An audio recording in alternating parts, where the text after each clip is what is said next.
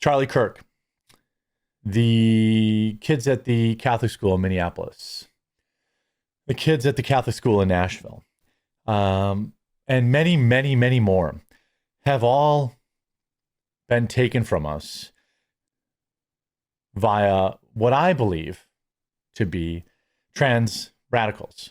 Now, in particular with Charlie Kirk, I know that me and my peers don't necessarily agree on that. Me and a lot of my viewers don't necessarily agree on the perpetrator there. But for the case of this video, I would like to continue to make the case that we have a major problem in this country, and it is with trans radicals who are taking the lives of innocent people, leftists, radicals more broadly.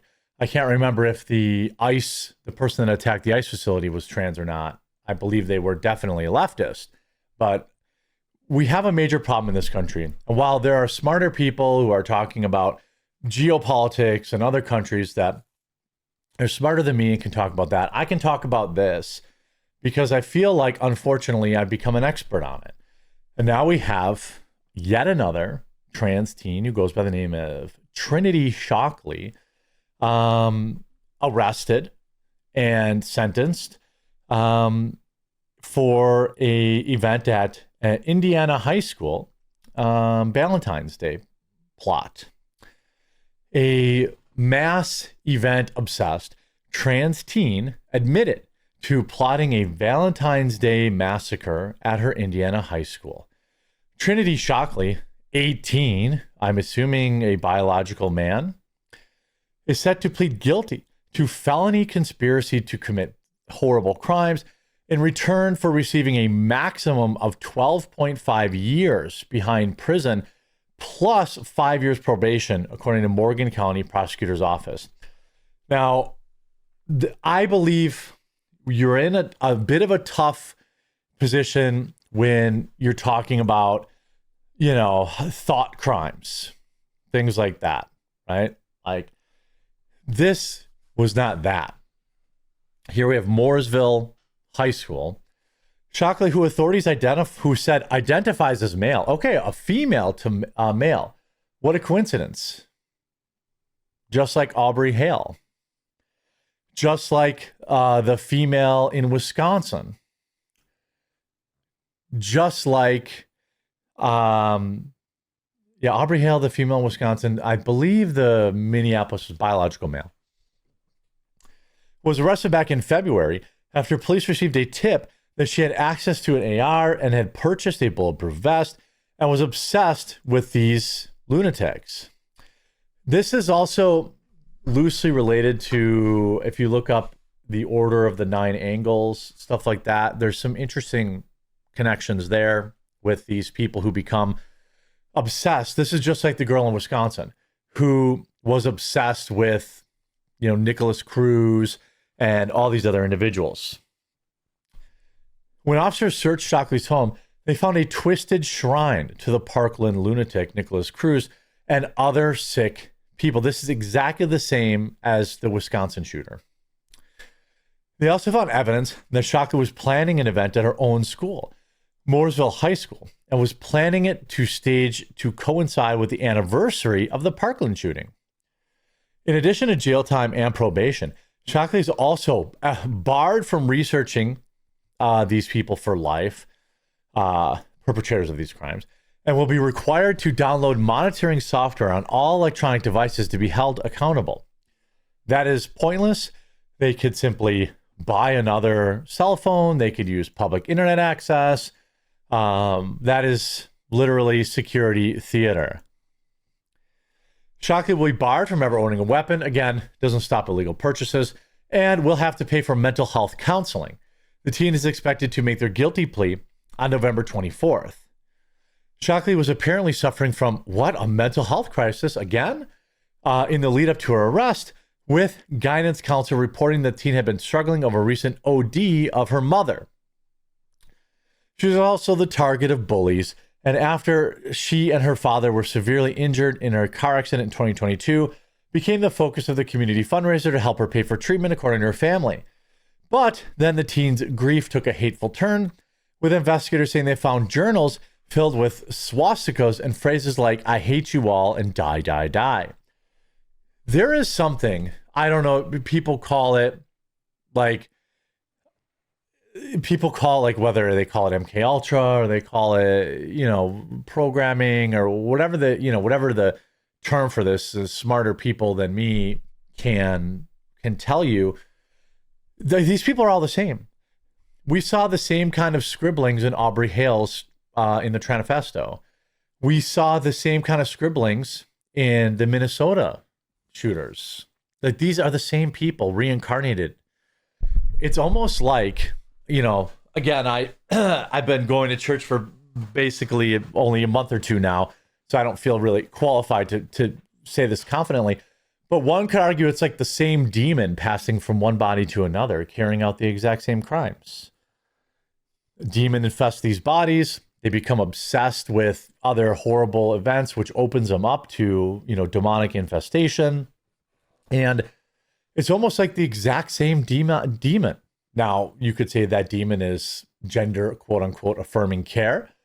You could say that that demon is trans ideology, and you would probably be right.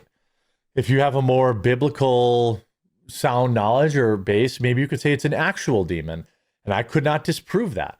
It's wild. It's wild that they're so similar, right? She'd become obsessed with these mass lunatics, gushed about her interest in online chat rooms, and even confided in her obsession with a school counselor. I don't know why you get a plea deal. Why the apparent plea deal? 12.5 years maximum, not nearly enough. Eligible for parole after how many years? Again, like 12.5 years maximum. I don't know what that actually means. She's gonna what actual sentence she's gonna get. I don't even really know what is okay. You're facing a 12.5 year maximum. Are you going to get any time? Are you going to say, well, you're only 18, you need mental health care, we're just going to give you 0 prison time? This is a tough spot because it's like, I don't know what the sentence should be for plotting a crime. It should be something, I guess. She identifies as a transgender male and often goes by Jamie or Dex, according to authorities. Court records show the plea agreement was filed last Friday, with a hearing held Monday, where Shockley pled guilty to conspiracy to commit these crimes, a level 2 felony. The two intimidation charges were dropped under the deal. Sentencing is scheduled for November 24th at 10:15 a.m., so we'll know in less than a month. Fox News Digital has reached out to Morgan County Prosecutor's Office for comment on the matter. Under Indiana law, a person convicted of a level 2 felony faces between 10 and 30 years in prison. The Indianapolis Star reported that Shockley's attorney requested a sentence of no more than 12.5 years in prison and up to 5 years probation. As part of the probation, they must meet with mental health professionals, prohibited from searching school events, and is barred from entering Morgan County school premises. Well, what about any other school? Again, these laws, these prohibited people, I don't understand. Like, they don't do anything. A search of their home revealed that there was a shrine to Dylan Roof, who went into a Charleston church. Ethan Crumley, who was the Oxford, Michigan incident. Documents show Shockley also kept a photo album and buttons featuring their faces. I mean, this is the exact same thing as the Wisconsin... not the Sikh temple. Here's the one. Father of a teenager who was injured, and 2 other religious faces felony charges. So the father's being charged in this case, but the same person was also obsessed with school lunatics. Minneapolis loser Robin Westman confessed that he was, quote, tired of being trans. I wish I never brainwashed myself. Trans Nashville lunatic. Chilling motive revealed in newly revealed diaries. This was a woman who identified as a man. What prescription drugs were these people on? Well, I don't think we ever got an answer. We do know that the Nashville DA, or the judge in this case, a black female, did everything she could to block the truth from coming out. You know, we didn't get her writings, the manifesto, till over a year later. Now, we've got obviously a chicken or the egg scenario here. Not every trans person carries out these crimes or even thinks about carrying out these crimes. But seems like as a percentage, an awful lot of them do. If we go back and we look at historically, like I've often said, how many of these other people that carried out these events would have identified as trans if it was the kind of the cool mental health diagnosis of the day? I've said often that I don't believe that I believe that there are people with gender dysphoria. I believe obviously that exists, but we are probably at a 100x the actual rate of people with gender dysphoria. We have a large group of people who have mental health problems who get put on SSRI drugs early on. They are addicted to online, where they become even more radicalized.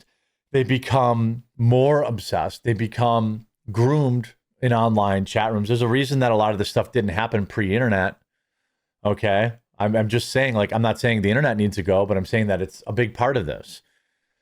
Lunatics can find other lunatics so much easier now. Lunatics can find, little glowing people to tell them that, the thoughts they're having are good and that they should do what they're supposed to do.